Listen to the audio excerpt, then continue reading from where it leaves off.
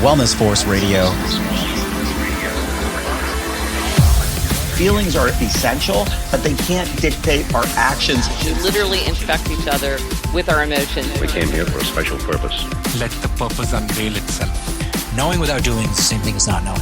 They're not just trackers. I'm going to wear this and it's going to help me do the right thing. Wellness Force Radio, episode 72 with best-selling author David Zappasodi. Always came down to an emotion. People don't want to lose weight for the sake of losing weight. And the thought of losing weight doesn't excite anyone. What excites them is the ways that their life will change with the blossoming of that goal. So people don't want to lose weight for the sake of weight loss itself. They want to lose weight because they want to feel more empowered, more fulfilled, more of a sense of joy. And what we realize when we see that, when we can really see it, we realize that it's important to take practices on a daily basis that reinforce what I call those goal emotions.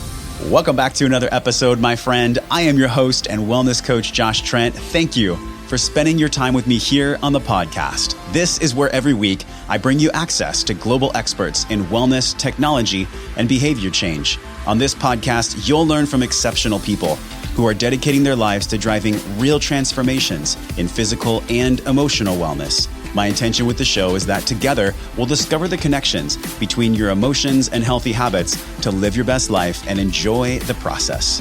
This episode is brought to you by Perfect Supplements, a company I'm honored to stand with, who walks the talk with their values of non-GMO, pesticide-free, real food supplements that support us all on the wellness journey. Hop on over to perfectsupplements.com/wellnessforce. Enter code wellnessforce to save 10% off your entire order at checkout. Today's guest, David Zappasodi, has a degree in exercise physiology from West Chester University of Pennsylvania. In his 20 years in the health and fitness industry, David has been a personal trainer, metabolic typing practitioner, boot camp instructor, martial arts teacher, and public speaker on healthy living. He also founded a functional fitness and nutrition center in San Diego, and in 9 years, he was extensively featured on Fox News, KUSI TV, local television and radio programs throughout California. But more important than any of his credentials, David has a deep faith in the beauty and greatness of humanity and is very determined to help others to see and embody the greatness within themselves. Through this faith and determination, he has inspired and guided many people to transform their lives throughout his career. David is the international best-selling author of Immovable Heart Unstoppable Mind, a personal guide to the 6 essential practices for living a healthy and fulfilling life. He's also my new friend and recently a new dad. David, welcome to the show. Hi, Josh. Thank you so much for having me on. It's an honor to be here. Today's show is so exciting to me because it's powerful. We're talking about the most important cornerstone for any fitness or wellness program, and that is the power of the mind and mindset. But David, before we jump into the show, I'd love for you to share a fun fact, maybe something that people might not know about you. Well, I just had a baby girl, my wife and I. She is actually 11 weeks old now, and she's like right on the verge of laughing. We have her smiling all the time, and it's just so amazing. My life has been completely transformed in the last 11 weeks in ways that I was expecting and in ways that I was not expecting at all. Just unbelievable. What's been the most blessing and the most joy you felt? Is there any one thing specifically about having a baby? You know, I used to work at home, and now I just can't do that because I'm too tempted to hang out with her and stuff. So I actually go to the library, I go somewhere else quiet where I can do my work. And when I come home and, I hang out with my wife and my daughter, I just lay my daughter on my chest and she's sleeping. She's still a little baby, so she's sleeping a lot. I just lay there with her on my chest, and it's just, nothing beats that. That is so cool, man. Well, I have a niece, and there's actually a second niece that was born. So I definitely share in the love for kids. Have this beautiful ability to remind you like what's really important in life. It's so cool. Well, David, we share this unique common thread. I mean, outside of our love for wellness, and that is being a personal trainer. One of the things that used to burn me out being in gyms for 10 plus years was that I had this intuitive feeling at about year 5 that even when clients would come see me 3 times a week, sometimes 4, they weren't getting the results they paid for and that they deserved. And I got frustrated, man. I took this on. And I went out and got like every certification I could imagine, metabolic typing, functional diagnostic nutrition, 4 to 5 different fitness certifications. But I could see looking back that it wasn't about my level of education or even my ability to motivate. It was really about my emotional intelligence and learning how to ask the right questions to the people that I worked with. And I'm curious, man, can you share with us why you became a trainer and eventually opened up your own facility to then close it and become a best-selling author? I mean, how has emotional intelligence played a role in your journey? You know, it's pretty funny because it's from what you just described about yourself, I think I went through a very similar type of thing. You know, my career has taken a lot of different twists and turns. Like you said earlier, I've been a trainer, nutritionist, martial arts teacher, boot camp instructor, all different kinds of things. Now I'm more of an author and a speaker at this point. But there's one thing that's never changed, and that's that from the very beginning, a little over 20 years ago when I first stepped foot in this industry, I had a strong desire to really get to the bottom line of what's really going on with our health. Why is it that our country every year spends billions and billions of dollars on health, and every year it's still the most unhealthy it's ever been? Obviously, something we're doing isn't working. And so from the very beginning, I was challenging the most commonly held practices and the most commonly held beliefs that we hold to be true about health and fitness. So when I first started in the industry, when I had no experience, I believed that I was going to be able to help people in a significant way by finding the best nutrition program, the best exercise program, putting everybody on it, and then everyone would be successful and we'd all be dancing around and happy and life would be a joy. Well, it didn't quite work out that way. You know, I tried the Atkins diet, the Zone diet, the Pritikin diet, all different kinds of diets. Same thing with exercise, all different kinds of exercise modalities. And what I found isn't that like one of them. I'm not here to promote or to negate any one type of program. What I'm here to say is that there's no one program that works well for everybody. There's no one food that works well for everyone. There's no form of exercise that works well for everyone. You and I are individuals, and what works well for you might actually be detrimental for me. So after years of experimenting with all these programs, I realized that I wasn't going to find the answers that way. So then I went to my next area of focus, which was individualization, which made sense. You know, I realized there's no one program that works for everyone. So if I can individualize as deeply as possible, then I'd be able to have the same thing. I was imagining I'd have all these people have success. We'd all be happy and joyful. And even though the individualization was very valuable for me, you know, I did the metabolic typing. I used to test people's metabolism with blood, urine, and saliva, find out what they should be eating based on their biochemistry. For exercise, I was doing postural assessments, core function assessments, dynamic movement pattern assessments. I'd do an hour and a half of assessments before I'd work with anyone on the floor with weight training or whatever we were doing for exercise. But still, with all of that individualization, what I found was still pretty close to the same. A large majority of people didn't get the results they were wanting, and a few people did, regardless of how individualized I made it. So I realized that even though individualization is important, there was still something I was missing. Now, one thing that I should mention that definitely helped me was that at the same time I got into the fitness industry, I also got very into like meditation and spirituality and stuff like that. So when I wasn't working or doing work-related research, I was meditating or reading about saints and sages of different religions and just getting my mind expanded to different perspectives or ways of looking at things and looking at the world. And so I got into a pretty consistent meditation practice. And what that did for me is it brought about a centeredness and a clarity that no amount of studying was going to be able to give me. Not the studying was very valuable, but there was a centering that came with the meditation that helped me to take what I was studying and see creative avenues I could use it with that I couldn't see before. So it's sort of like if you're looking for your keys, you lost them and you're looking all over the place, all over, and you can't find them. And then you just sit there and relax for a second, and then it just pops into your head. You know where they are. You absolutely know for sure because now you've had that recognition, that clarity from a moment of silence. What about retracing your steps though? You know, when they say you lose your keys, just retrace your steps. Do you feel like it's more powerful when you're trying to remember something to just be still? I feel that in myself. You know, when I wrote my book, Immovable Heart Unstoppable Mind, I wrote it in 6 months. It's 226 pages. I didn't join any writing groups or I didn't do any of that kind of stuff. Not that there's anything wrong with those things, but I just meditated every day. And if I ever felt like, you know, a little bit, I didn't really get stuck too much in the book, but when I was writing it, there might be some areas where I wanted to figure out how to write it a little bit more clearly. I would just go and meditate and just go step away from it, just create some distance, just get into meditating and the answers would always come. I just have that trust that if I just quiet myself, it'll come. I just see myself as a vessel. And the more I can quiet myself, the more it can come through. You mentioned in the book that you had this period of your own physical and kind of relational and emotional, and even it sounds like business, things weren't working.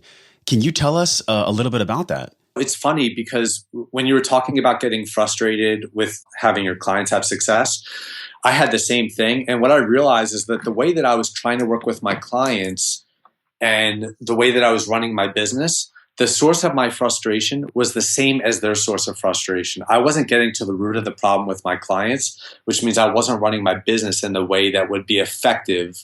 What I came to realize, let me take a step back before I get into the business and tell you something that I realized that led me to write this book. Mm-hmm. In early 2013, I was in my front yard meditating, and I had gone through years of working with clients and, trying to help people that were stuck and frustrated and trying to figure out what it is it really that is the key to helping people.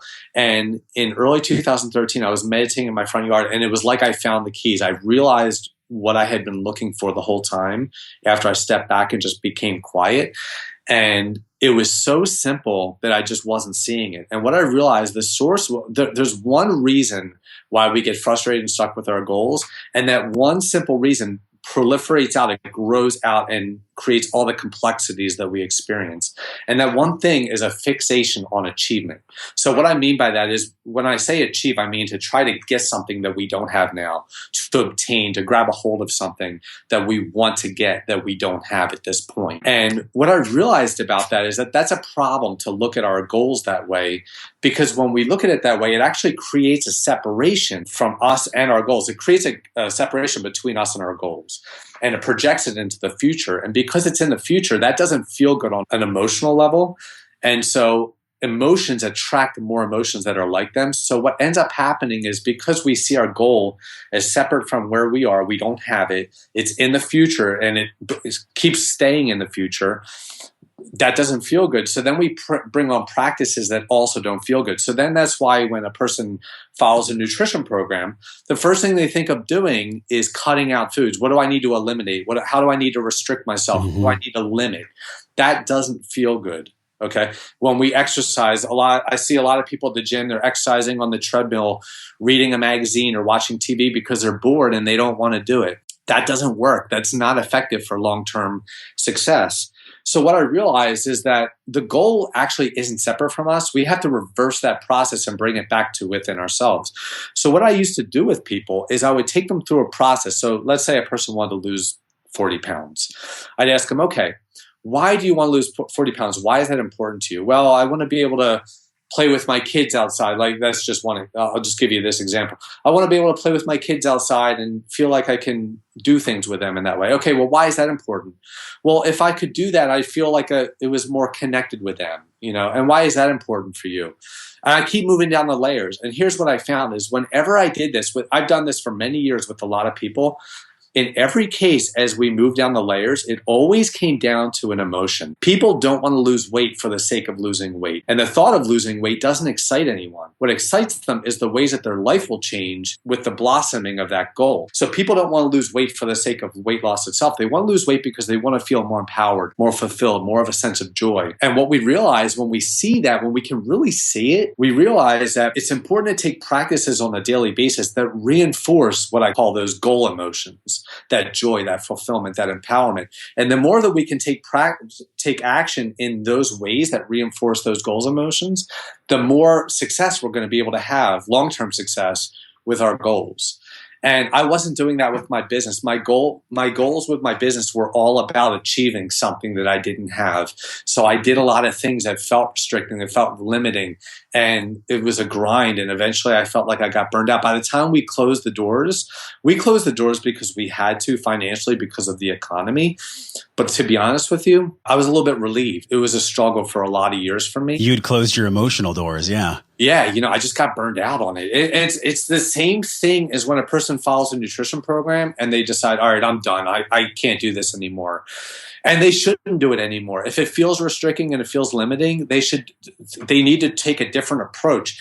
And what I talk about in my book and what I talk about with people that I work with is that you can still have the same goal of like weight loss or whatever, and you can still even take the same actions, but because you're seeing it differently, you're able to take those actions in a different way, and they're able to have a different effect than they normally would. This is so powerful too, because when you write, you touch on having a health goal being actually bigger than ourselves. And I think the power in this, David, is that it's such a contrast to this modern thinking where essentially selfishness is sold to. Can you touch on why making our health goal bigger than ourselves is the most important thing, and how our health goal isn't necessarily just about us? Absolutely. When I look, like if I go to Barnes & Noble or one of the stores and I look at like a health magazine, men's health, women's health, all different kinds of, really any magazine of any kind, what we find is stuff that's focused on ourselves. Lose 50 pounds in 2 months, take the fast track to a lean, sexy body. It's all things that appeal to us having something that we want. We don't see things like find 5 ways to bring more abundance into the life of your loved ones. That's not a title. That's not a sexy, magazine, But that's the key. It's funny because this is why I tell people, think of it this way. Our country right now is the most unhealthy it's ever been. That makes sense that we should be doing the exact opposite of what we're typically doing. And what we're typically doing is focusing on ourselves. What I found is that in my 20 years, really 16 years of my 20 was as a personal trainer. And that 16 years, the people that I saw that had success were people that expanded their goal to be of service to include others in some way. So I'll give you a couple examples. I worked with one person who felt like they were lacking in discipline and motivation for years. They just weren't strong enough to lose the weight. They joined a sports team. They joined like a basketball team or like a mud run group or something, and bam, all of a sudden they're losing the weight because they couldn't find the discipline for themselves, but there was no way they were going to be the slow person that held the rest of the team down. Now that's a form of accountability that's based on generosity, on being, of service. What that does is it makes our goal of weight loss more than just like to be able to wear a 2-piece bathing suit to the beach. Is to be able to like really do something to help others in some way. I've had other people who had a hard time losing weight, and then all of a sudden they'd see their kids start to gain weight and they're like, oh no, we're not having this. I need to be a role model. So then they'd have the incentive and the motivation because now their goal was bigger than themselves. I've worked with a number of people that became trainers themselves. And I could tell like from the very beginning with these people that like I worked with this one girl, Corey, and she wanted to, get stronger and stuff. And she was like, I want to do this because I want to be like you. I want to help other people that are, dealing with the stuff that I'm dealing with. And she ended up having success. And that's the thing. That's why a lot of health professionals are their own first success story, because they started out before they even got into their career, their goal was based on generosity, on being of service to other people in some way. It wasn't just about looking good naked or, something along those lines. It was something more expanded than just themselves. This is really, really powerful for me. It hit me in the chest, actually, because that was my story. I mean, I was 280 and I became a trainer because I felt how amazing it felt to be healthy. And I just wanted to share that. And you had talked about something in your book. You had a client, Maria, and Maria was very overweight. And she knew her mother was going to come visit in 6 months or 8 months or whatever it was. And this story really touched my heart, man, because it was essentially Maria's love for her mom that made her lose the weight. She was a beautiful woman. She was amazing. I think she was like 70 pounds overweight. And she came to me, and she was an exchange student from Greece. And she was wanted to lose the weight because her mom was coming to visit her in like 8 months. And she was going to pick her up from the airport. And she wanted her mom to see the transformation in her because her mom always wanted to see her be happy and healthy and enjoying life. So she wanted to do this for her mother. So she'd come in to train with me. And in the beginning, it was hard. She got winded really easily. We had to take a lot of breaks and stuff, but she was motivated. She'd talk about her mom. I'd ask her about her every day. It was interesting because after about 2 months, she didn't lose any weight in the first couple of months, like at all, none. But what ended up happening is that as she got stronger just from the continual workout, she got to the point where she could take on more workload. She started getting more intense in her workouts just because physically she had the conditioning to do it. Then the weight started to drop off. And that's why I tell people a lot of times, a lot of people are focused on a linear progression, thinking that they need to start here and get to their goal as quickly as possible. In most cases, it doesn't work that way in terms of long-term success.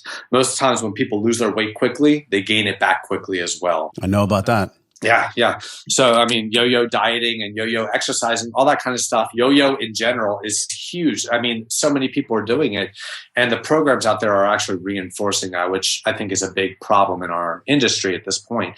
But anyway, back to Maria. She started to, really start to see results. Working with her on her program, it was more like she was trying to get ready for a surprise party than it was trying to lose weight. Her goal was all about her mother. It wasn't even about, obviously she wanted her for herself, that she felt better, she felt more alive, more vitality. But she was so excited about her mom seeing the changes in her, and it just lit her up. And she became one of the fittest people in that. I mean, that girl could have been a model at the end of that. She was amazing. And she didn't care about any of that. It was just about her mother. She just wanted her mother to be excited. And when her mother did finally see her, she didn't recognize her at first. And then after she did, she was like, Maria told me she was like hysterical crying for like 15 minutes. She couldn't stop crying. Oh my God. That must have been so cool. How rewarding was that as a fitness professional to see that go down? Yeah, absolutely. And the funny thing is, like, I haven't seen Maria for years, but I have absolutely no doubt she is in absolutely excellent shape at this point. Man. Well, let's transition here, David. Shift gears. You mentioned the 6 practices of a healthy and fulfilling life. This is a guide that people can get in your book. Let's touch on these really quickly. Generosity is the first one. It helps us let go of the past, release obstructions, and makes our goals more powerful by the greater purpose we had discussed, and also bringing greater abundance into our lives. How does being generous bring abundance into our lives when in the moment we're not feeling like being generous? I mean, how do we transition through that? This is just a matter of seeing that clearly what's really holding us back. Generosity is actually the practice that counterbalances obesity. So think of it this way, obesity, and when I say obesity, I don't mean like the clinical definition, I just mean, usually when we think of obesity, we think of being physically overweight. The physical being overweight is just the surface manifestation of a deeper pattern that's going on. Really what the pattern is, it's a pattern of holding on to more than what we need. So in our physical body, that shows as being physically overweight. With our relationships, it'll show as like we're holding on to baggage from the past, resentments, guilt, anger, like all different kinds of emotions that stop us from feeling connected with other people. Just like holding on to more excess weight on our physical body stops us from feeling connected with our body. And then with our livelihood, it's more of a sense of purpose. When we're holding on to all these things that we don't need, we have a hard time seeing our purpose. And when we think about purpose, I talk with a lot of people that are confused on their purpose. What am I here to do? How, all those kinds of things. When we think about what purpose is really a question of how can I practice generosity in a big way? How can I be of value, of service to the world in a way that's going to have an impact? That's what people are typically thinking of when they're thinking of their purpose. And it works the exact same way as like with weight loss or with relationships, in that people are holding on to the past and it stops them from having the type of present and future that they really want. So with generosity, what we're doing is we're letting go, and this isn't just about gift giving. Getting rid of excess weight is a form of generosity. We're actually giving nutrients back to the environment that are healthy for them. We don't think of it that way. Every time we exhale, we're giving carbon dioxide back to the trees. That's a gift that we're giving to the trees. And then when we inhale, we're receiving a gift from them of oxygen. So I talk about generosity not so much in the typical way of like giving a gift. I talk about it as a force of nature. Generosity is all around us all the time. And it's the practice that now we talked about how expanding our goal to be of service to others, how that's important. That's the main way of practicing generosity to help with goals like weight loss or strength gain or whatever it is. Another way of doing, another big thing that I do in terms of helping people with generosity is focusing on empowering questions. Our minds work on questions. And if our listeners listening to this and they're not sure about it, what they're going to do is they're going to, in their mind, it'll be very quickly, but they'll ask themselves, do I agree with that? Do I agree that the mind works in questions? And then you're going to go through your catalog of experiences and determine whether you agree with that or disagree with it. So the mind is always asking questions, and the quality of the questions it asks determines where we're focused and how we live our life. Now, most people, what happens is when people get frustrated and stuck, they're asking a lot of why questions. Why is this happening to me? Why don't I have enough time to do what I want to do? Why don't I have the discipline? Why can't I do this? Why can't I do that? There's a lot of why questions. And when we ask why, what we're trying to do is we're trying to make sense of the past. So if I ask, why don't I have enough discipline? The reason we're asking that is because we haven't had the discipline in the past. We haven't experienced that. So we ask ourselves why we don't have it. We're trying to make sense of it. That keeps our focus in the past and keeps us living the past. So we keep having those challenges whenever we ask those types of why questions, other than questions like, why is this important to me? That's getting focused on the present. So when we ask these questions that are keeping us focused on the past, in order to shift that, we need to start asking other questions like, what can I be grateful for? If I were to change my body in a way that would be joyful, what would that look like? If I were to change my relationships in ways that would be joyful, what would that look like? Now, when I start asking those kinds of questions, they're harder to answer because they're not our normal train of thought when we're frustrated. But what they do is that's actually a practice of generosity, because what it does is the more we ask these types of questions that are empowering, the more it helps us to let go of the past. We're able to generously give it away. So powerful, man, because abundance is really the law of reciprocity. The more you give, the more you receive. And it's a perfect segue to integrity being number 2 in your practices, because integrity helps us to not create these new obstructions, to not block ourselves.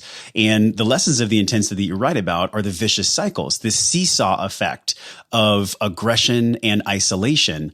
Can you talk a little bit about this seesaw and maybe unpack that a little bit? It's such a huge and beautiful metaphor that you wrote about in your book. Absolutely. Yeah. Aggression and avoidance. So the second practice, integrity, is the complementary balancing practice of the first one of generosity. So whereas generosity is about a separation or parting ways, a letting go of what's no longer needed, integrity is about a unification or a connecting with what is needed. And with integrity, the way that I talk about integrity, the way I look at integrity is the same way that I look at like a bridge being constructed. A bridge needs 2 things. It needs strong, sturdy materials, but it also needs to have those materials configured in a way, like the right types of angles. And when you look at like engineering, they get those angles down exactly, precisely the way that they need to be, because they know that they could have the strongest materials in the world, but if they're configured in the wrong ways, the bridge can collapse. And in the same sense, if we have weak materials, but we have a strong configuration, the bridge can also collapse. So we need to have strong materials and a strong configuration in order for the bridge to be able to weather storms and cars driving over it without it collapsing. So with us on an individual level, I look at that in terms of our thoughts and our feelings. Our thoughts and our feelings are the materials and the configuration of our integrity. What I find is that integrity is important because what that means is that we're being honest and compassionate in all areas of our life. Because honesty is inner fortitude of thought, word, and action, and compassion is inner fortitude of feeling. And when we have one or the other, when we're lopsided in one direction or the other, we're going to create imbalance. So if we're more focused on our feelings and neglecting our thoughts, words, and actions, that's what I call aggression. Okay, so if we think about like, if I were to get angry with you and I start yelling and screaming, what's happening is I'm not even thinking about the thoughts, words, and actions that I'm taking. I'm so wrapped up in my feelings. My feelings are running the show and it's just spewing out on you. I've been there. And that's, we've all been, every one of us, every human being has been there. And that's a big part of what I talk about my purpose in here is to talk about how we're all connected. We're all dealing with the same exact issues. We all deal with obesity. It doesn't matter if we're physically overweight or not. A person could be physically overweight in their body. They could be emotionally overweight in their relationships, creating a divide in their in intimacy in their relationships. They could be, holding on to obesity in their livelihood, where they don't feel a sense of purpose in their home life or in their career or something like that. We don't think of it that way, but they're all forms of obesity, and we all deal with them in some way or another. We just deal with them in our own unique ways. So back to integrity. If I get angry with you and I'm lashing out, then my feelings are running the show, and I'm not as focused on my thoughts, words, and actions. They're just flying out. Now, on the other end of the spectrum, so let's say that I do that, and then later I feel bad because now I come down. I've let this all out. It's like I've done this forceful exhalation. I'm empty now. So now it's like, oh, I realized what I did. Oh, I probably really overreacted. I went way out of line. Now I feel guilty. And so now what happens is when you do things that irritate me, I feel like I want to say something, but I don't because I felt guilty from the past. So I hold it in and I hold it in and I hold it in. And I keep doing that until I can't hold it in anymore. And then it spews out again. So the avoidance and aggression are a seesaw. We go back and forth between them all the time. And the example I just gave is simple because, it's just an example of me and you. But really in life, I might become aggressive with you because of a whole bunch of things that have been happening in different areas of my life. And you just happen to be in the wrong place at the wrong time, or you might just say the wrong thing at the wrong time where my aggressiveness is ready to unleash. So we can see that with relationships, but what about like with our physical health? So let's say this is a very common example. We have a woman named Jane. She wants to lose weight. And she stands in front of the mirror in the morning and she looks at herself and says, oh, I'm so fat. I look so gross, and that doesn't feel good. Okay. So that's a form of avoidance. She's saying something that doesn't feel good, but she keeps doing it every morning. And this is, I know this from my own experience. This is very, very common for people that feel frustrated and stuck to give themselves negative reinforcement. And once again, we've all done it to some extent or another. We keep doing it over and over. Why is that happening? Because we're in a pattern of avoidance. We're not focused on the feelings. We're focused on the thoughts, words, and actions because that's our comfort zone. Even though it doesn't feel good, it's still what we're used to. It's what we're familiar with. If that person was moving more toward integrity, they'd say, you know what? These messages I'm giving myself, they don't feel good and they don't do anything good for me. So I'm going to start focusing on being more loving with myself and giving myself more positive messages so I can feel better and maybe start to make a difference in a more inspired way. Now that would be moving toward integrity, but that's a hard thing to do because we're so ingrained in our pattern of negative reinforcement when we're in that place. So what ends up happening with Jane is she says that to herself in the mirror. It doesn't feel good. She starts driving to work. She sees someone on the road that's skinny and says, oh, I could never look like that. That doesn't feel good. She gets to work. She talks with her coworker about how she can't follow a diet because she has no self-discipline. That doesn't feel good. She goes to the bathroom. She looks in the mirror and does the same thing she did in the morning. That doesn't feel good. So she keeps doing these things that are a pattern of avoidance. And then what ends up happening, she gets home. She opens up her refrigerator, her freezer door, and sees a pint of ice cream. So now here's the interesting thing. What happens now is we swing in the other direction. Now her mind is telling her, oh, I shouldn't do that because I want to lose weight. But now her feelings take control. So now we're seesawing in the other direction. And we don't think of it this way, but eating ice cream in that sense is a pattern of aggressiveness, just like me yelling at you and then feeling guilty later. That's why we'll eat ice cream like that and then feel guilty later. It's the exact same thing. We're just doing it in a different area of our life. So a lot of times what I've found is when people have issues with like food cravings and lack of discipline with a nutrition program or an exercise program, in most cases, it's not a lack of discipline or a lack of motivation. It's issues with integrity. And it's not that people are meaning to be out of integrity. They just don't realize that those things that we do in relationships also apply to how we do things within our body. We'll get right back to the conversation with David. I have been traveling a ton lately, and if you're on the go like me, I've been taking Perfect Supplement's hydrolyzed collagen on the road with me. It is so much easier. We've all been there where you're like trying to screw the protein top back on and you get the powder in your lap and then you spill it on your passenger and then you get in a fight. You don't have to do that anymore. You can take these single serving packets on the road with you and get your collagen while you're traveling. It makes sense because putting chicken breast in little Ziploc bags and then putting that inside of a cooler and then having to take it out of the airport and show it to the TSA person, it's kind of exhausting. Make it easier on yourself. Get a single serving of hydrolyzed collagen from Perfect Supplements. It's 100% grass-fed. It's from cattle that have not had hormones, synthetics, or pesticides. And the reality is that as you eat this product, you're eating part of a system that works. These healthy cows eat grass, and the sick cows, they eat corn. Then we eat those cows, and that leads to a bunch of health problems. Beyond just the healing powers of collagen for our digestive system and joint health, this collagen also has 20 grams of protein in 2 scoops, which helps to curb appetite when we're on the go. Pick up your 100% grass-fed collagen at perfectsupplements.com/wellnessforce. Do not forget to enter your audience code wellnessforce at checkout. You can save 10% off your collagen and everything else with some other awesome discounts. Let's jump back to the conversation with David Zappasodi. I got to pause you just for a second because I want the audience to really take that in. For so many years, I personally struggled with avoidance and aggression because you're right. When we're not happy about something and we're masking the way we feel with unhealthy foods or ice cream, this is a definite act of aggression. And it's interesting, man. After I read your book, I was talking to a friend about this and we both realized we had this moment of aha from your book where we thought, what if people could just develop more emotional presence? Would that help with this seesaw of avoidance and aggression? What do you think about that? Absolutely, for sure. There's something to take into account with that. We definitely want to work on the emotional, like getting into our feelings and seeing how we feel with what we're doing. But it's going to take a big shift for a lot of us. For example, a lot of people will go to a health professional. And I've experienced this myself, people coming to me. And I've told people when they come to me, don't ever take what I'm telling you as the authority. Don't ever take what I'm telling you as being the truth. You need to find the truth for yourself within yourself. What I'm giving you are guidelines, are recommendations.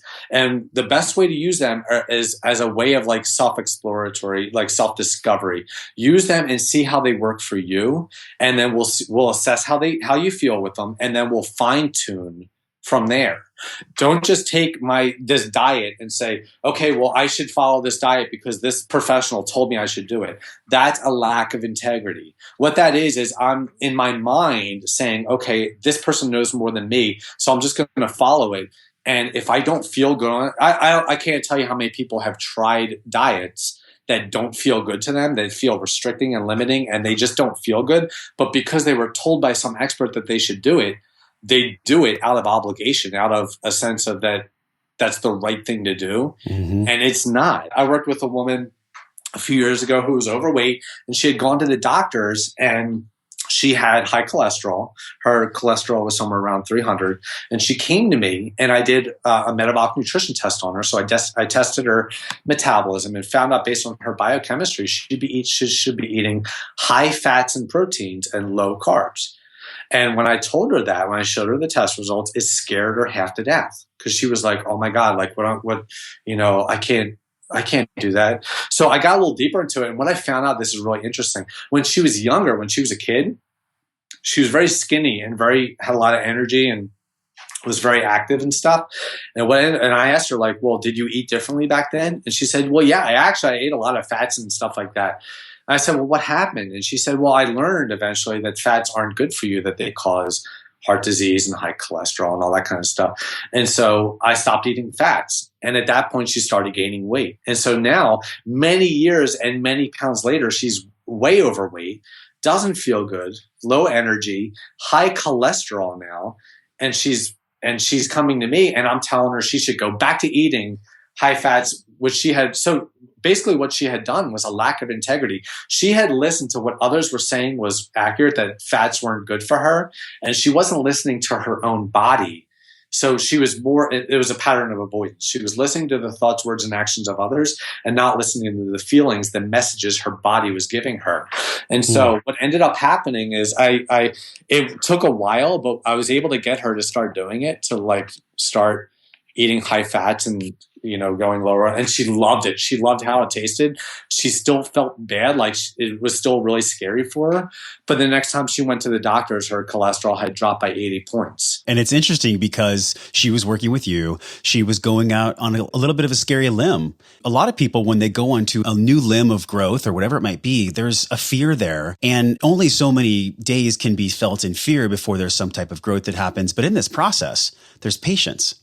And number 3 on your practices is the art of patience. And it's helping us to not take current situations and blow them out of proportion. Essentially, having patience, you write, makes our mountains into molehills. It brings more growth, more transformation. Why is this patience portion so important for the fulfillment and the healthy lifestyle? Patience, I think of it as sort of like damage control for integrity.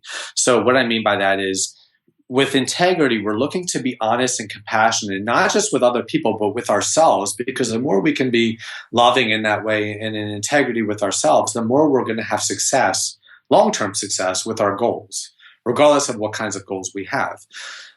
However, sometimes we're triggered so intensely, usually by other people, or not always though. There's other forms where we, like when we weigh ourselves, calorie counting, that I'll get into those in a second. But there's ways where we trigger ourselves so intensely that it's hard to reflect and see how we're connected with it, to practice integrity in the ways I talk about in the book. So what we need to do in that point is we need to sort of, a lot of people think of it as taking a time out, where we just distance ourselves for a moment and become silent and sort of center ourselves and feel into the physical feelings in the body that come with that trigger and relax into them.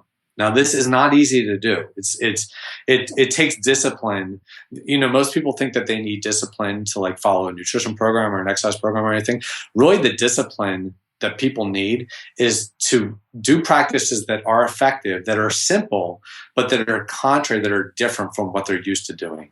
And this is a practice that when we do it, it can completely transform our life. And the example I give in the book, I dealt with my wife. My wife and I have been together for a little over 6 years now. But the first year, and we have an amazing relationship. We love each other. We have intimacy. We connect every day. It's almost like we're in a honeymoon now in certain ways. We have our, things that we deal with, but we have a great relationship. It wasn't like that in the beginning. We're sort of the reverse of most people. Most people have like a honeymoon period in the beginning, and then they start having resentments build up and stuff. And then over time, there might be less connection and stuff and all that.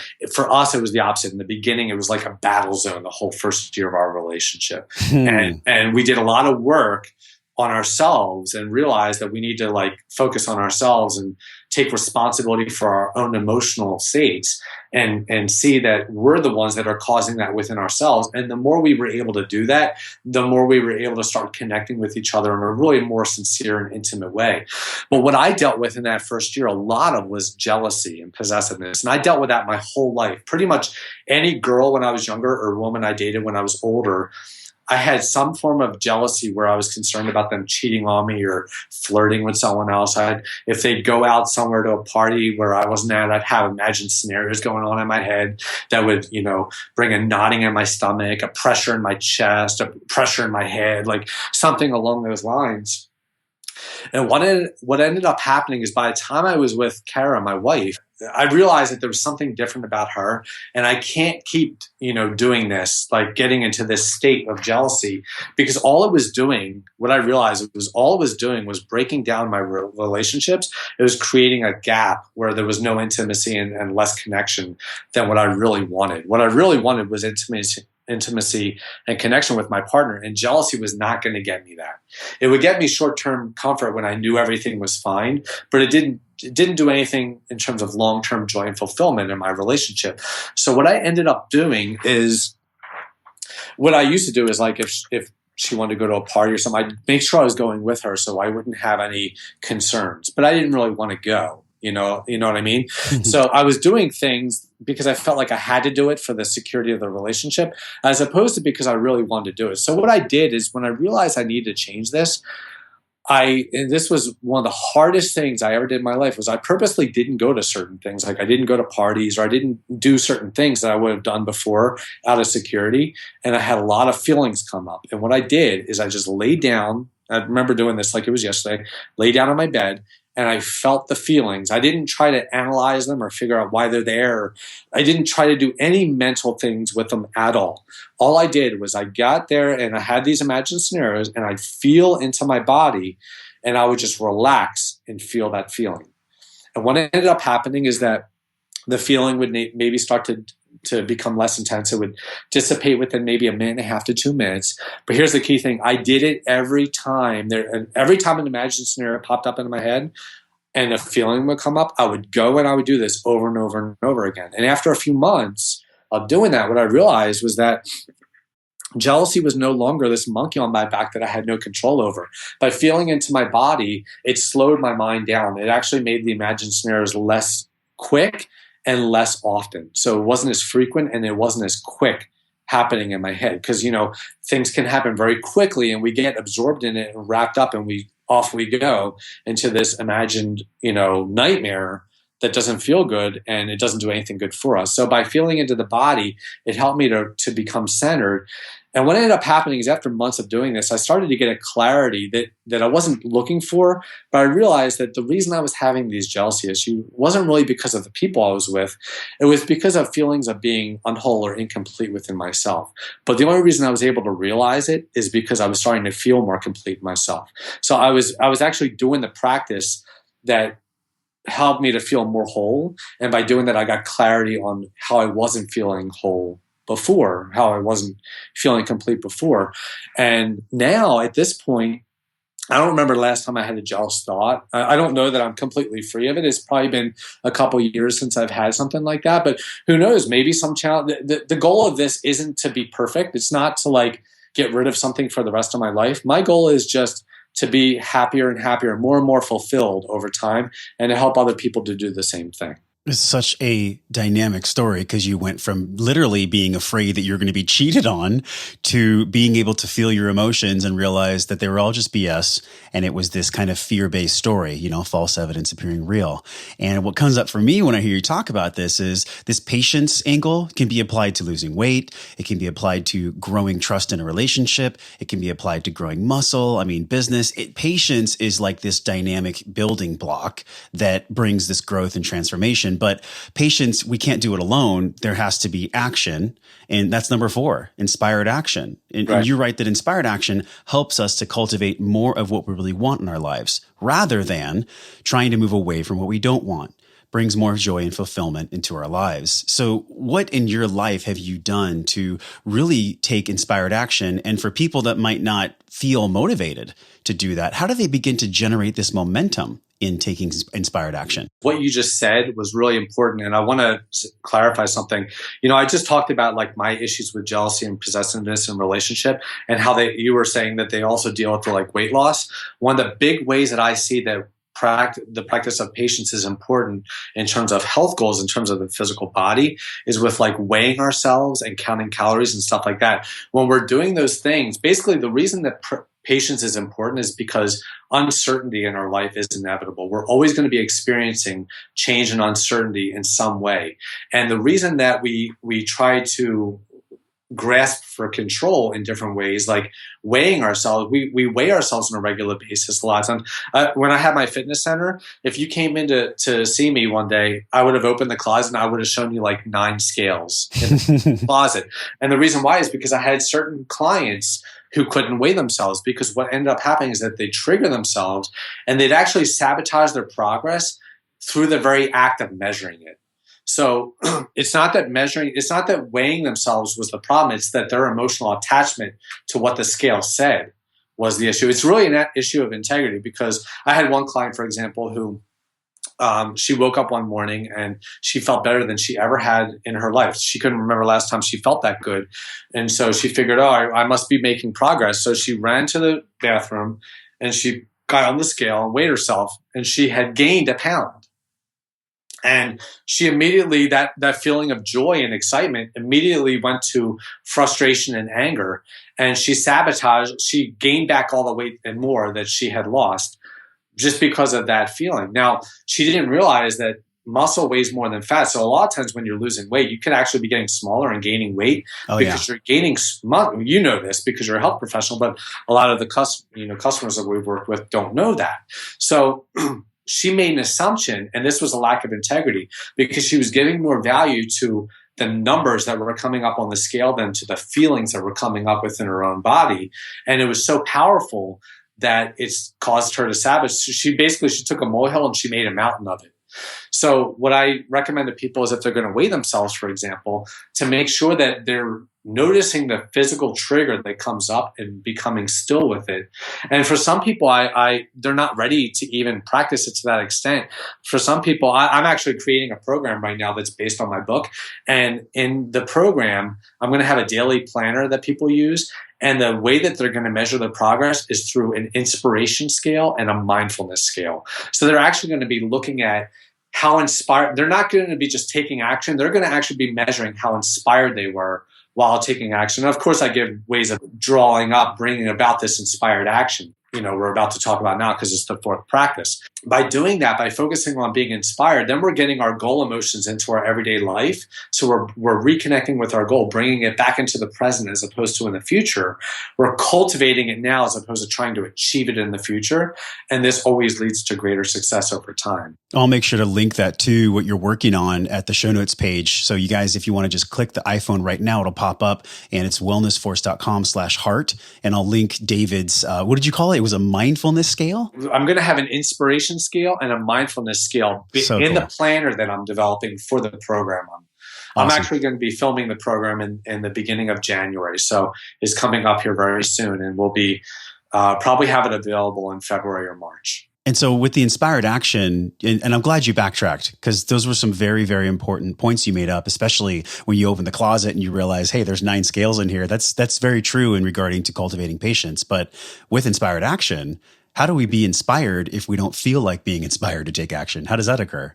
Well, the way that we do that is through practicing. So in the same way that generosity and integrity are complementary practices to each other, patience and inspired action are also complementary practices. Patience is about movement into stillness and relaxing in the stillness of our uncertainty, and becoming centered and relaxed in the midst of that uncertainty. Inspired action is stillness into movement. So a lot of times people are taking action, but they're working and working and working. They're sort of like on a rat race, and they're going and going and going. They're never taking the time to become still and really focus on, what are my priorities? Why am I even taking action to begin with? A lot of times people get burned out by doing that. So inspired action is the opposite of patience, in the sense that we're becoming still first and really feeling into why we're doing it.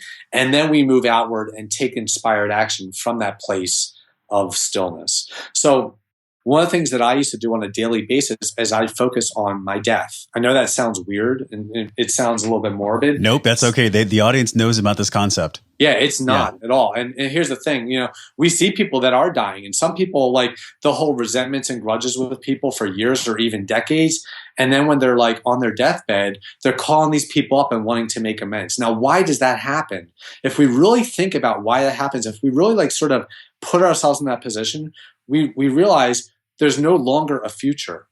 Okay? There isn't a future anymore. So we're in this moment right now. And what happens is that we realize the illusion of the future. That, one of my favorite sayings in a movie is when Apollo, I'm from Philadelphia, so I love the Rocky movies.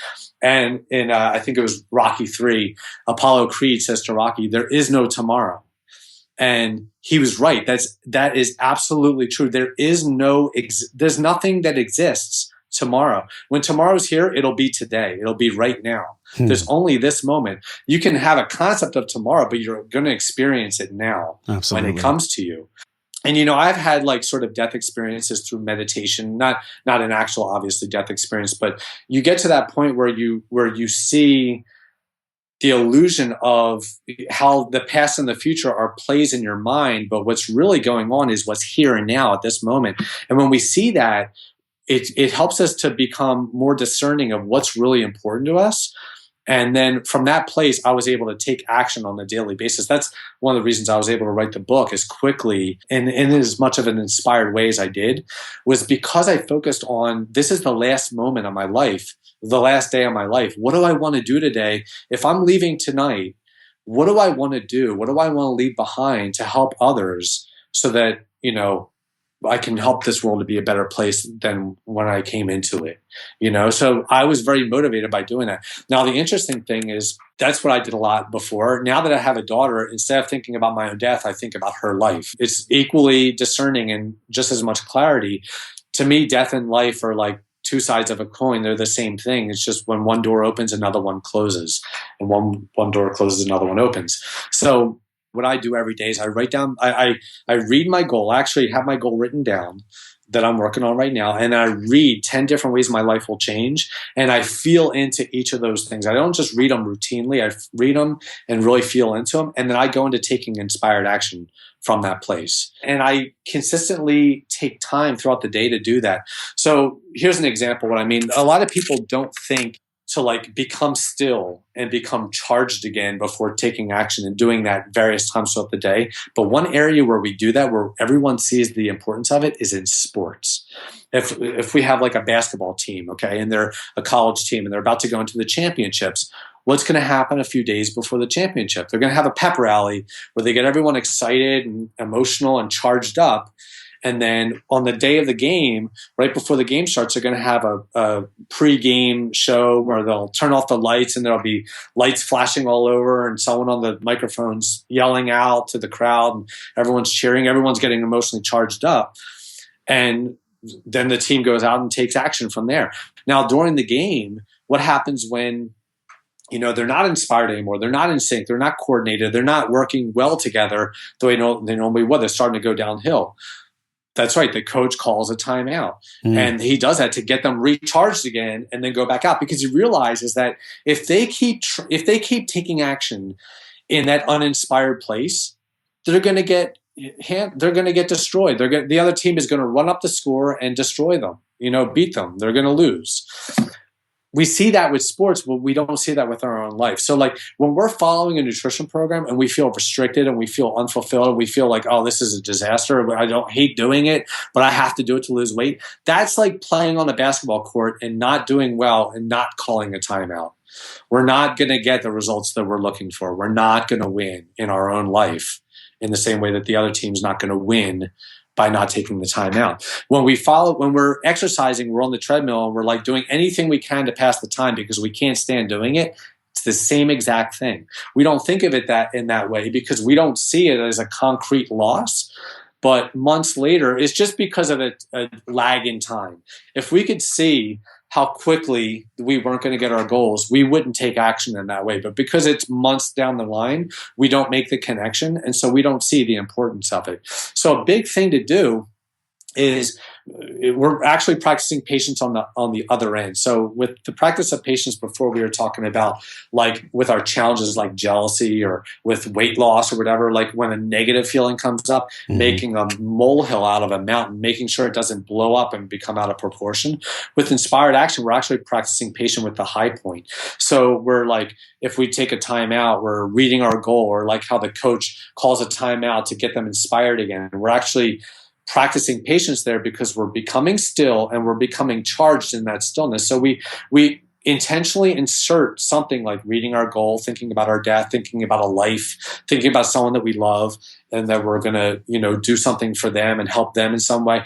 When we do something like that, that brings up a charge, and then we move back into action, our actions will be more effective. And this is powerful because you talk about if you're not inspired, it's very difficult to take inspired action, but mindfulness is so important, and it's number 5 on the list. Now, mindfulness outside of your definition, the way that I've heard mindfulness described, and we'll get to yours as well, but mindfulness means essentially maintaining this kind of moment by moment awareness of our thoughts, how our body feels, and just noticing what we're feeling in the moment, not doing anything, not changing anything, not reacting to it. And I feel like this is where we actually get the fuel to take inspired action. Now, you define your interpretation as mindfulness helps us to free ourselves from attachments that keep us feeling stuck. It's this inner essence, this common thread of all the previous practices. And it allows us to experience true freedom. Why is this mindfulness component? Why did you time it right after the inspired action? I'm curious if those two play off of each other. Like you were saying, mindfulness plays off of all of them. It really does. Like mindfulness isn't any more a part of inspired action than it is of patience, integrity, or generosity. Mindfulness is the practice that helps to we're only able to use those practices that we just discussed to the extent that we're being mindful with them. So for example, like with generosity, let's say I give you a gift. Okay, it's your birthday, and I come over and I say, Josh, happy birthday. You're such a great guy. I'm so glad to know you. It's an honor. Here's your gift, right? That's going to feel pretty good, right? Regardless of what the gift is, you feel good about that presentation. However, let's say I come in a different scenario. I come in, same gift, and I'm on my phone. I'm talking with someone. Hey, John, yeah, I'm doing good. Oh, hey, Josh, here's your gift. Happy birthday. Yeah, no, I can still talk. Here you go. So I'm on the phone the whole time. Now, I just gave you the exact same gift, but it feels completely different now, right? It's the same thing with, for example, with health. Okay, so let's say we're eating a meal, a nutritious meal. Well, I could eat the meal mindfully where I'm really feeling into it and tasting it and being aware of how my body does with it, because my body is sending me messages all the time. And it's up to me to be able to be mindful enough to hear those messages, to receive them, and to be able to do something with it in an inspired way. However, if I'm eating that meal, that same meal, but I'm like eating it in a very hurried way and I'm on the phone or I'm watching a show or I'm texting or checking my email, if I'm doing all these other things that distract me from the moment, my body is going to receive the gift in a similar way to you receiving my gift while I'm on the phone the whole time. It's no different. So you could eat a nutritious meal and it could be unbeneficial for you if you eat it in an improper, you could eat a healthy meal in such a quick way that it gives you heartburn, even though it's considered to be healthy for you. I'd rather see a person eat something that's what they're eating now as opposed to trying to eat the most unhealthy thing they could do. The first thing I tell people when they're following nutrition and in anything is be mindful with it first. That's the first thing, is start to build a relationship with your food. That increases the integrity. So generosity isn't just about giving a gift. It's about how we give it. That gives the impact, the power of it as well. With integrity, integrity is about being mindful of our thoughts and our feelings. If we're not mindful of our feelings, we're in avoidance. If we're not mindful of our thoughts, words, and actions, we're in aggressiveness. It takes mindfulness in both of those areas in order to be in integrity. Patience is pretty much mindfulness. It's just that patience has to do with being still and feeling into the body and the uncertainty that arises. And mindfulness is about being present regardless of whether there's uncertainty or not. And that's a muscle. That's definitely a muscle that we build over time. I mean, meditation, mindfulness, this is actually a strengthening of the synaptic endings in our brain. For sure. Absolutely. Patience is basically mindfulness for the challenging times is the way that I look at it. And then inspired action, same thing. I could wake up in the morning and read my goal and read 10 ways that my life will change from it. But if I'm reading those things and I'm thinking about taking a shower or what I'm going to eat or all that, my mind's on other things, that isn't going to have the same impact in terms of being inspired that it otherwise could. The more we can be mindful in our everyday life, the more inspiration we get in the other areas. So like, for example, my whole message with people, like, for example, weight loss or whatever their health goal is about reconnecting with the goal and bringing it from the future back to the present. Well, a lot of what we do in our everyday life doesn't have to do with like losing weight. Like, we don't think of cleaning the dishes or taking out the trash as helping us to lose weight. They actually can in a certain way. I'm not going to get into that right now. But the more that we can be present with those kinds of things, the more we get into the pattern of being in this moment, the more when we are taking actions that are directed toward our goals, the more those things will also be able to be in the present moment, because now we're in a pattern. If I'm in the habit of being present over and over and over again, I'll keep doing that over and over and over again. It'll be easier and easier to do that. So if I'm doing it with dishes, with cleaning, with going to the bathroom, with eating, with all these little mundane things that don't seem like they're important, it'll be easier to take action in a present way with presence when I'm like looking to lose weight, like nutrition or exercise or whatever my goal activities happen to be. Oh, it's powerful too, because when I look at the last point, we're getting to the end of the show, but the last one, and I feel like the most important, is commitment. And this is the last principle. You speak of it as being this outer container that gives shape and direction to the previous practices, but talk about this sticking power. I mean, for commitment, how do we actually integrate commitment into this process?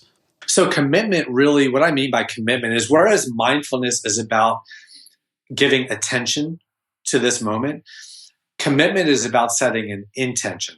So, and just like generosity, integrity are complementary practices, patience and inspired action are complementary. Mindfulness and commitment are also complementary. Mindfulness is the inner essence of the practices, and commitment is the outer shape or container that directs the flow of those practices. Here's the thing. When we have a goal, like let's say we want to lose weight, the reason we don't see its immediate fulfillment is because we have conflicting intentions. I want to lose weight, but I want to eat this. I want to lose weight, but I want to be sedentary. It's not that we want to do those things, but those are our habit patterns now. They're conflicting intentions. It takes time to see where we're out of alignment with our intention and to move into alignment. That takes time to do that. And even when we do realize where we're out of alignment, it takes time to form a new habit pattern. It takes at least usually like 21 days or more to get into a new habit pattern from one that's already been ingrained in us that we're not looking to subscribe to anymore. So commitment is the practice that helps us to use the practices long enough to have a noticeable impact in our life. If we don't have a sense of commitment, then we won't follow those practices long enough for them to have a significant impact in our life. Commitment is something that I've seen people veer away from because it's scary. I mean, when I was working with clients, one thing they would say is, I want to do this so bad. But then when it would come to, a month later, things would be different. And I'm curious if there's just a handful of practices that you could give people that they might be able to do to begin that cultivation of commitment. One of the things that I feel is the most important is to get clarity on what we want. A lot of times when I talk with someone, like let's say I'm talking with someone that wants to lose weight, and I'm sorry if I keep using weight loss examples. One of the reasons for that is because that's my main audience is people that are looking to lose weight. As a trainer for 16 years, probably 97, 98% of people that came to see me wanted to lose weight. So that's most of my stories, most of my experience. Sure. But here's the thing. When I would talk, most people, when they come to me and they're frustrated and stuck and they want to lose weight, if I ask them why they want to lose weight, like what will that do for them? Most of them are focused on moving away from what they don't want as opposed to moving toward what they do want. So if I ask someone, why do you want to lose weight? They might say, I'm tired of being gross. I don't want to feel this way. I don't want to be in an airplane and not be able to pull on a seatbelt. Like they're talking about all the things that they don't want anymore. But what they're not talking about, so they're very clear on what they are trying to get away from, but that's not the same as being clear on what they want to have in their life, what they want to cultivate on a regular basis and feel differently in their life now. It's very different saying, I want to lose fat. I want to lose weight because I don't want to be fat anymore. And I want to lose weight because I want to be slender and skinny and full of energy. They seem like they're the same thing, but they're the complete opposite focus. One is focused on not being fat, which means we're focused on fat. And the other one is focused on being slender, which means we're focused on slender. And wherever we're focused, it doesn't matter whether you're negating it or not saying, I don't want to be fat. You're still focused on that, the obesity aspect, and it'll keep us, because our attention's on it, it'll keep us repeating the past and prolonging our obesity, regardless of what area of our life we're experiencing it in. Man, you've said so many different things on the show today that I feel like we could have like a tweet session. There could be like 20 different tweets with your name attached to it. And we're at the end of the show. This is the last part of the show. It's called 7 for 7. It's 7 power questions for 7 top of mind answers. So it's whatever comes up for you. And the first question I want to ask is, what is the best book you've read this year? Probably, and I've read this book a number of times in my life, but I love the book Siddhartha by Herman Hesse. If there was just one thing you could change about the wellness industry, what would it be and why? I would focus on there being less competition and more connection. I feel like a lot of times people are focused on developing their unique selling propositions, seeing how they stand apart from everyone else and how their services are so much better. What I'd like to see is people working together and working off of each other's strengths instead of seeing everyone as an adversary. And I understand why it's there. People feel a scarcity with money and finances and stuff like that, and they want to get ahead and all that kind of stuff. But I feel like if everyone were to work together more on the areas where they're strong, there'd actually be more success. Because if we actually made an impact in helping people to really lose weight and feel better, like for long-term success, that would happen through everyone connecting and joining together and having collaborations and connection in that way. There's a poster I've seen before, and I love this poster. It's a bunch of different people from all over the world, third world countries, first world countries, different ethnicities, different religions, different races, and they're all smiling. And they're all different in their different ways, but the essence of their smile is all the same. If we can focus on the essence of the smile, we can make this world a better place, not just in terms of the world, but in terms of our health, but in all areas of life. So that's something I would like to see happening in the industry. Is I think if we focus more on connecting, there wouldn't be a lot of the issues with like trying to get people to their goal as quickly as we possibly can and trying to get people excited. There'd be more of a focus on what's really important as opposed to just trying to fit into what people feel like they want and sell them because you know that they'll buy it because it's tailoring to what they want, even if it's not really going to help them. If you could go to either China or Jamaica, where would you go? Why would you go? And who would you take? I would take my wife and my daughter. With my family in mind, I would go to Jamaica because it's nice weather and it would be a relaxing experience.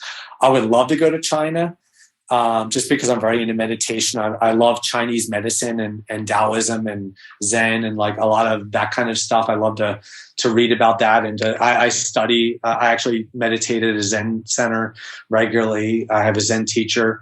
So there's a lot of that. But if I'm thinking about my family, who I would definitely want to bring with me, I'd probably go to Jamaica. What is your favorite way to practice self-love? Meditation. If there was just one day you woke up this week, let's say it was this coming Friday, and you realized, oh my God, the entire internet has been deleted and it's been taken over by hackers, all your books, your articles, your website, everything you've ever done as far as contribution is gone. If you were starting from square one all over again, what would you say in the first paragraph to sum up all your previous work to this new era of readership? You know, to be honest with you, I would have the same exact process that I have right now. I would write out my goal, whatever that was. And now if my work was already deleted, then maybe that would shift my priorities. I'd go back to writing a book or something like that. But I'd probably still work on what I'm working on right now because it's what I have a passion for. It's what I'm clear on that I want to bring out. And it's something that I know will be beneficial for a lot of people. So I know this sounds like I'm dodging the question or making it easy, but I really would be doing the same thing. That I'd still be reading my goal. I'd be feeling into the 10 ways my life will change, and I would get into taking inspired action just like I do every day. And if there was just one thing that you could focus on for the listeners as far as what they can actually do right now, today, to cultivate more mindfulness, more commitment, more inspired action, what is one thing that people could do today to move closer to better health and wellness?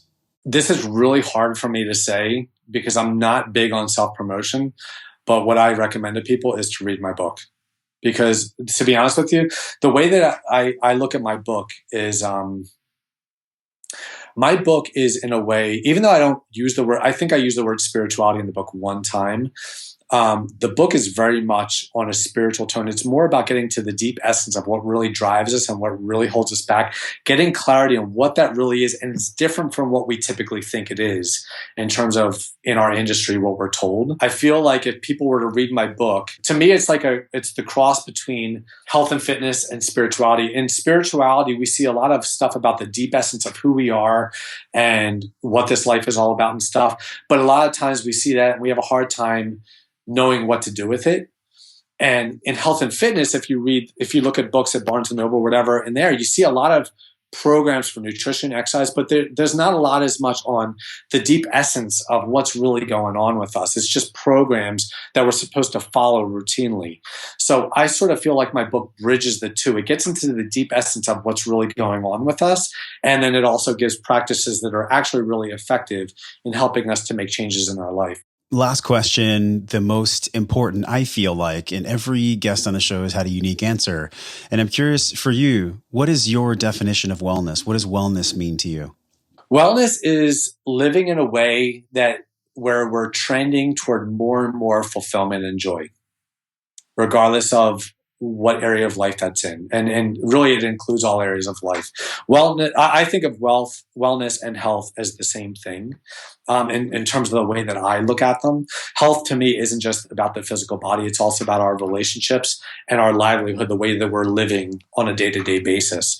So a lot of times we look at wellness, for example, if you look up like the definition of health, it'll say like a state that's free of aches and ailments, a balance of mind, body, and spirit. It's some type of a state where things are going well. Whereas to me, wellness is about getting into a pattern. It's more about the process, living a process that's fulfilling, as opposed to getting to the state where we're then fulfilled.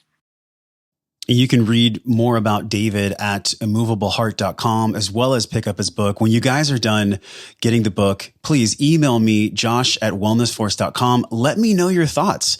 I'm curious what comes up for you with generosity, integrity, patience, inspired action, mindfulness, and commitment. We're also going to give away 3 free copies of David's book over at the show notes page, wellnessforce.com/heart. David, thank you so much for coming on the show, man. It's been a pleasure getting to know you, reading your book. We covered so much value on the show today. Is there anything you feel like we missed that you'd like to mention? No, I'm just so honored to have me on the show. I love your show. I listen to it. I don't listen to many podcasts. I actually try to get off the computer as much as I can when I'm not working, but you're one of the few podcasts that I listen to and I thoroughly enjoy. So thank you again. It truly has been an honor to be on your show with you. Well, thank you. That means a lot to me, David. And again, Wellness Force Radio, pick up a copy of David's book. And I don't care if you don't want to promote it, David. I do, because it made an impact for me. It allowed me to have better conversations with my friends, and it actually changed the way I coach clients a little bit in the patience portion. So make sure to pick up a copy of David's book at Immovable Heart. David Zappasodi, thanks for coming on the show. Thank you, Josh. I appreciate it. You made it to the end of the episode. Thank you, my friend. If this episode meant something to you or inspired you with action, leave us a review. wellnessforce.com/review. Your energy and voice helps to attract so many people to Wellness Force Radio to share this message of inspired living through wellness, technology, and behavior change. So much of what David and I talked about today involved doing an emotional inventory on what's working and what's not working in our lives. I want to recap those 6 essential practices for living a healthy and fulfilling life with David. First up was generosity. This is what helps us let go of the past and release obstructions without focusing on them. Second is integrity. It helps us to not create new obstructions that impede our progress. Third is patience. It helps us to not take our current instructions and blow them out of proportion. And fourth, being my ultimate favorite, inspired action. This is what helps us to cultivate more of what we really want in our lives. Fifth is mindfulness. It helps to free us from attachments that keep us feeling stuck in our lives. And last is commitment. It's the outer container that gives shape and direction to all the previous practices. And it gives us the ability to stick with the other practices long enough for things to blossom. Now, all you get to do is go out there and create an amazing day with all these essential practices and inspiration from David and every other guest that's been on the show. So until I see you again real soon next week, I'm wishing you love and wellness